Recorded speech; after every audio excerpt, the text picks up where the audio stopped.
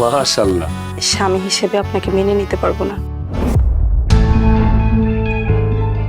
সবে যেহেতু বুঝো, আমার পরিস্থিতিটাও তো তোমাকে বুঝতে হবে, তাই না?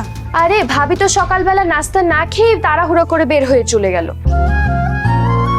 তোমার ওই প্রকৃত মানুষটার সাথে কেমন কাটলো সারা রাত? কেমন কাটবে আবার? কিছুই না।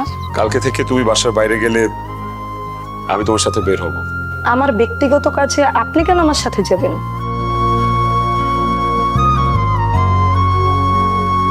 আমি বাসার জলছাদে বসে আবির সাহেবের ওয়াইফের সাথে প্রেম করছি।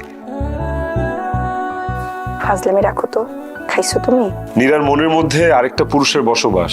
ক্ষণিকের আবেগ দিয়ে জীবন চলা গেলেও এটার ফলাফল কিন্তু ভালো না। মাত্র 25,000 নিলা কেন? আরো বেশি করে নিতা। তুমিই তো বলেছিলে 20-25 হাজার টাকা, তাহলে আমি বেশি কেন নেব? বাসায় পুলিশ ডেকে আপনি আমার জন্য তদন্ত করছেন। আপনি কি মনে করছেন আমি কি কিছুই বুঝি না?